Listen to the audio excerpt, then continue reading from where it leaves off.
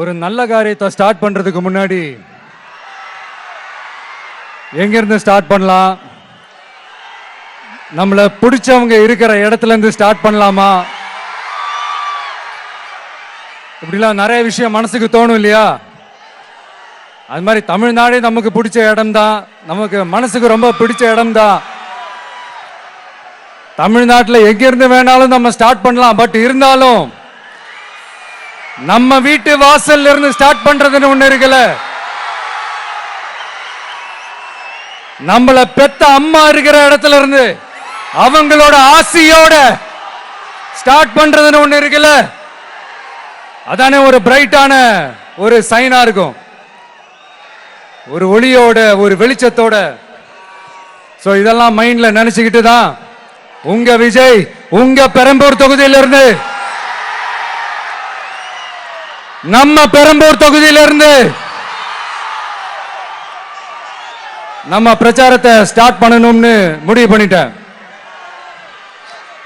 வட சென்னையில ரொம்ப மிகப்பெரிய அடையாளத்துல ஒன்னா இருக்கிற நம்ம பெரம்பூர் தொகுதியில நம்ம லூட்ஸ் அன்னை சர்ச் இருக்கிற,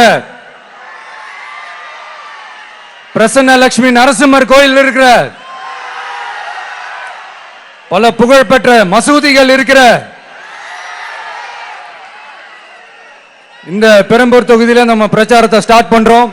உன்னை மனசார நேசிக்கிற, உன்னோட மக்கள் இருக்கிற, உழைக்கிற, உழைப்போட வாசனை இருக்கிற அப்படிப்பட்ட ஒரு பகுதியிலிருந்து உன் பிரச்சாரத்தை ஸ்டார்ட் பண்ணி விஜயனை மனசு சொல்லிச்சு.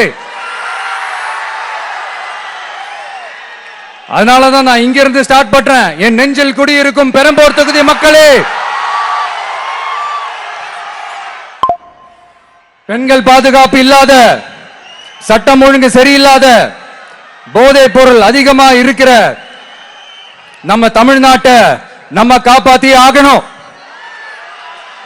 தமிழ்நாட்டை இப்படி ஒரு நிலைமைக்கு கொண்டு வந்தது யாருன்னு நான் சொல்லிதான் உங்களுக்கு தெரியணும்னு அவசியம் இல்ல. தீய சக்தி திமுக தான் காரணம். இப்படி ஒண்ணுத்துக்குமே உதவாத இப்படி ஒரு ஆட்சியை நடத்திட்டு விரைவில் விடை பெற போகும் ஸ்டாலின் சார் தான் காரணம்.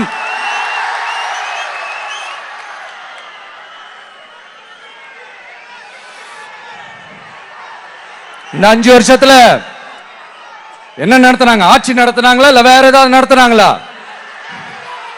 ஒரு சோறு தண்ணி கூட இல்லாம இருந்திரலாம் போல, ஒரு அடிப்படை வசதிகள் கூட இல்லாம எப்படி இருக்கிறது?